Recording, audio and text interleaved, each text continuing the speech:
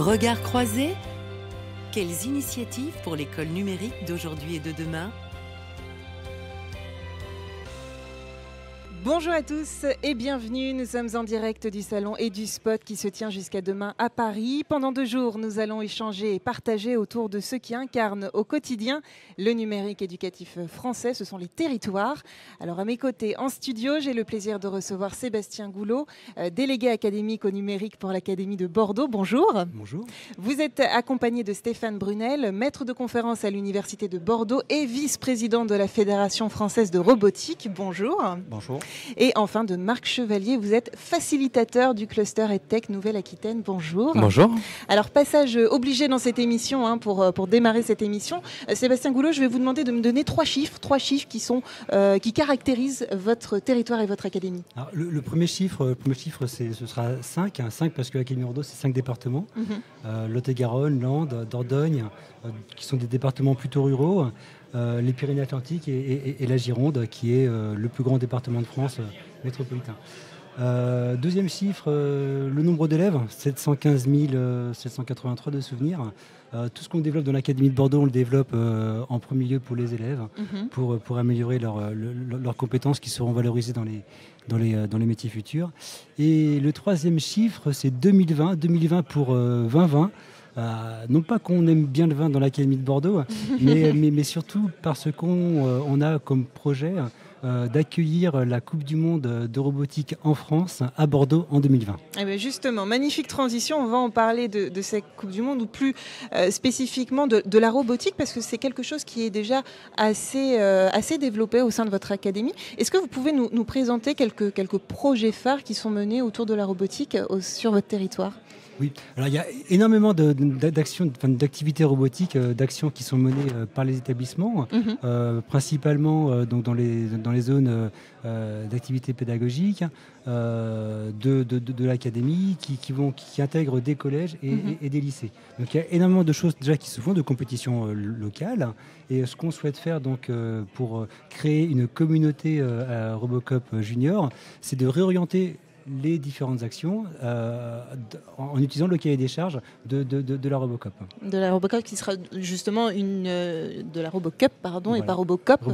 Robocup qui sera donc une opportunité pour le territoire. Justement, Stéphane Brunel, quels sont les atouts de la robotique pédagogique pour les élèves, vous qui êtes maître de conférence Des atouts, eh bien, il y en a des dizaines. On ne pourrait pas les lister complètement. En fait, premièrement, c'est travailler ensemble. Ce n'est pas inutile d'apprendre aux enfants à travailler, à coopérer. C'est l'esprit d'équipe, en fait, c'est finalement, pour construire. Puis développer des compétences scientifiques, techniques. Il y a des choses qui apparaissent aux États-Unis et qui sont appelées le STEM, par exemple, qui sont déjà en place. Mais le STEM, les sciences, les technologies, l'ingénierie, les mathématiques, la robotique dite pédagogique permet l'émergence de savoir, de compétences pour des enfants de la maternelle jusqu'à l'université. Donc ça c'est vraiment extrêmement important. Ça donne corps, ça donne du sens à des expérimentations de mathématiques, à des théories, à du code. Et ce qui me paraît moi intéressant, c'est que dès que je fais une erreur, le robot va réagir bizarrement, mais c'est pas forcément très grave et on recommence et on itère parce qu'on s'est trompé. Et ça, c'est, me semble-t-il, la dimension extraordinairement intéressante de la robotique dite pédagogique. Il y a un côté ludique finalement, et puis ça apprend finalement à peut-être mieux supporter l'erreur. Oui, alors je me méfie toujours un peu du terme ludique, parce que jouer, c'est aussi une fonction particulière dans d'autres lieux. Dans d'autres lieux, oui. C'est pas inutile non plus qu'on y prenne du plaisir, mais il y a cet aspect quand même, vous avez un peu raison, sur la partie ludique, c'est-à-dire prendre du plaisir en apprenant. Oui. Et ça, c'est pas inutile non plus. Alors les 3, 4 et 5 mai, vous organisez justement au sein de votre territoire un événement. Alors, vous avez commencé à nous en parler, il y a cette fameuse compétition robotique donc avec des élèves, des juniors. Vous pouvez nous en dire quelques mots ? Oui, donc ça aura lieu le 3, 4 et 5 mai. Spécifiquement le 3 mai, donc c'est une compétition académique où là nous allons réunir 25 établissements, donc 20 collèges, 5 lycées, donc à peu près 700 élèves qui vont venir concourir donc à l'ENSERB MathMeca, donc une école d'ingénieurs de la région bordelaise. Et le 5 mai, donc Stéphane pourra en parler, hein, il y a une deuxième compétition qui est plutôt une compétition associative. Donc ce qu'on est en train de créer actuellement, hein, avec cet horizon 2020, c'est vraiment de créer cette communauté RoboCup junior, mais dans l'Académie de Bordeaux, mais pas que. Sur toutes les doit académies. rayonner au-delà de Bordeaux. Au-delà. Donc c'est pour ça que ce matin, avec Stéphane et Olivier Lee qui n'a pas pu être là, on a présenté donc à l'ensemble des inspecteurs pédagogiques régionaux, les IAIPR et inspecteurs généraux de l'éducation nationale, de sciences et techniques industrielles, cette compétition avec pour objectif de leur proposer en fait de participer à cette grande manifestation et donc d'organiser dans chaque académie ce type de compétition. Voilà. Sachant qu'au final, ce sera une grande fête avec des jeunes qu'on pourra justement modifier à l'aide de ce dispositif pédagogique. Ce que je pourrais juste rajouter par rapport à ce qui a été dit tout à l'heure par Stéphane Brunel, c'est que nous, pour les sciences et techniques industrielles, on ne voit pas ça comme un dispositif supplémentaire. Ça vient s'intégrer. Voilà, ça vient s'intégrer complètement dans la pédagogie. C'est-à-dire qu'on va transformer nos séquences pédagogiques pour les orienter vers de la robotique pédagogique. Mais ce n'est pas un travail en plus pour l'enseignant. Voilà, ça s'intègre. Et ça, c'est très important parce que les enseignants ont déjà beaucoup à faire. Énormément. Donc voilà, ça vient s'intégrer. Alors justement, on parle de cet événement qui a lieu les 3, 4, 5 mai. On vient de parler de la robotique, mais beaucoup plus largement, si on veut, c'est la rampe de lancement de votre cluster EdTech. Marc Chevalier, justement, est-ce que vous pouvez nous le présenter, ce cluster EdTech, puisque vous êtes un facilitateur et vous avez insisté pour que j'emploie ce mot de facilitateur. C'est un lieu d'échange, de rencontre, où les synergies doivent être présentes et se faire. Exactement, on a un rôle de mise en relation, de facilitation effectivement d'accès au marché. Et c'est un peu comme ça en fait qu'est né cet événement du 4 mai. Alors tout d'abord, le cluster a été mis en place à l'initiative du rectorat de l'Académie de Bordeaux pour accompagner justement l'implantation d'entreprises et puis le développement des entreprises sur notre territoire, associé à l'éducation, à l'enseignement supérieur et à la formation. Et puis on a accompagné ça avec des partenaires de développement économique afin qu'on ait à la fois le regard de l'éducation, à la fois le regard économique associé au développement des entreprises pour permettre justement de bien structurer la filière et d'accompagner au mieux les entreprises qui voulaient déployer leurs services sur notre territoire. Et donc, pour répondre justement à cette question de facilitation, une des questions qui était posée assez fréquemment par les entreprises en lien avec l'éducation, c'est l'accès au marché. Oui, et vaste sujet, effectivement. Et donc on a profité de la proposition de la mission des achats du ministère de l'Éducation nationale et de l'enseignement supérieur de venir à Bordeaux rencontrer les entreprises EdTech pour faire un événement ce 4 mai qui va réunir des acheteurs de l'éducation et les entreprises EdTech qui souhaitent accéder au marché de la Nouvelle-Aquitaine pour faire en sorte d'accélérer justement les processus et pourquoi pas créer un modèle de coopération territoriale à l'intérieur de la Nouvelle-Aquitaine, mais aussi à l'extérieur. Il y avait une vraie attente de la part des entreprises et j'imagine aussi des acheteurs, parce que l'un ne va pas sans l'autre, de se rencontrer, de faire culture commune, parce que c'est des univers qui, à première vue, sont aussi un petit peu différents. C'est des états d'esprit.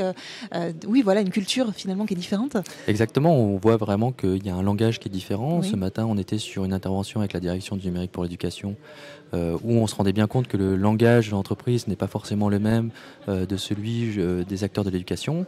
Et c'était une des motivations de ce cluster, c'est faire en sorte de pouvoir réunir ces populations-là pour que chacun puisse discuter dans un environnement bienveillant, de telle manière à pouvoir annoncer aussi à des entreprises qui ne sont pas forcément matures le fait qu'elles ont besoin de travailler justement sur leur modèle pédagogique ou économique, afin que celles qui seront réellement accompagnées par le cluster, dans l'expérimentation ou dans le déploiement justement des activités, soient réellement des entreprises qui ont une capacité à pouvoir perdurer dans le temps. Sébastien Goulot, vous souhaitiez compléter ? Oui, alors ce que dit Marc est très, très bien dit. Alors, ce qu'on aimerait faire, enfin, ce qu'on aimerait créer dans l'Académie de Bordeaux, ce sont vraiment de véritables partenariats d'innovation.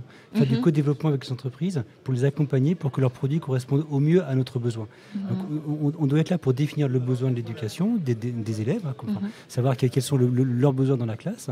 Et le cluster peut être là pour accompagner le co-développer avec eux finalement leurs produits. Il faut qu'ils aient les retours, il faut que ça communique. Il faut que ça communique pour que... C'est ça. Le cluster, c'est un outil pour communiquer, pour échanger.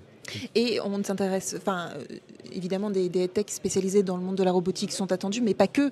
On a beaucoup parlé de la robotique. Là, j'insiste bien sur le fait que c'est tout secteur confondu dans le monde des EdTech.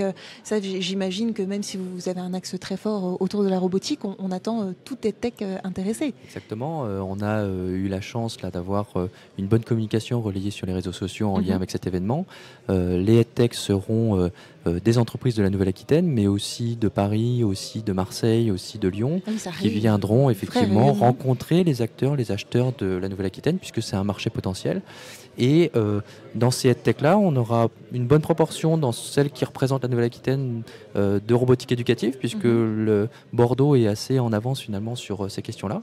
Mais pas que, effectivement, on aura des entreprises qui sont associées notamment au développement de la créativité chez les enfants, qui interviennent à des phases précoces justement de l'éducation, et qui travaillent sur d'autres méthodes pédagogiques associées au développement des compétences. Voilà, donc une vraie journée d'échange. Comment s'intègre Aquilab dans ce cluster, Sébastien Goulot? On va peut-être rappeler en 2 mots ce qu'est Aquilab. Oui, alors donc Aquilab, c'est un incubateur académique. Donc c'est à l'image de ce qui existe au niveau du ministère, avec le Numérilab, qui est piloté par Claudio Simelli. Aquilab doit être là, un peu à la manière du cluster, pour faciliter les échanges. Alors, on est sur une thématique qui concerne la forme scolaire et les objets connectés. C'est très très large, puisque quand on parle de forme scolaire, on parle de l'école et des objets connectés, de tout ce qu'on va trouver dans la classe.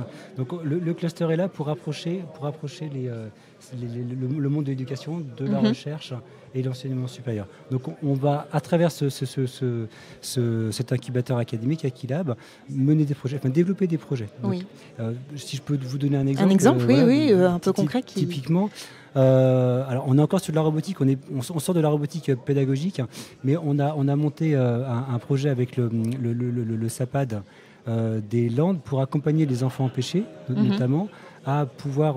donc enfants empêchés, ce sont des enfants alités qui peuvent être malades pendant 1 ou 2 mois et qui sont du coup hors du système scolaire. Donc avec de la robotique, on va pouvoir, avec des robots téléprésence concrètement, on va pouvoir garder ce lien entre l'école, l'enseignant, les copains, les élèves et la chambre de l'enfant, qu'elle soit à son domicile ou à l'hôpital. Donc ça, très concrètement, c'est un projet qu'on a pu accompagner financièrement grâce à Aquilab, donc grâce au ministère.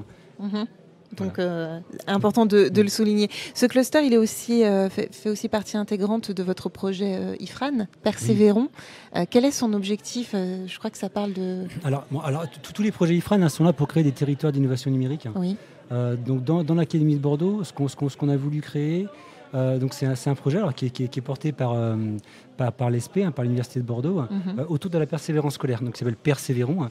Donc l'objectif, c'est effectivement de voir en quoi le numérique peut influencer la persévérance ou lutter contre le décrochage des élèves à partir du moment où on utilise des tablettes en classe, à partir du moment où on va utiliser un robot pédagogique dans la salle de classe et troisième grand projet, à partir du moment où on va être capable de réaliser un objet pur et technologique dans un Fab Lab. Voilà.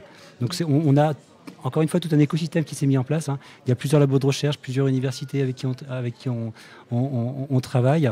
Et c'est un beau projet. On commence à avoir de résultats qui sont probants, notamment dans les Landes avec l'équipe de Laurent Gallon.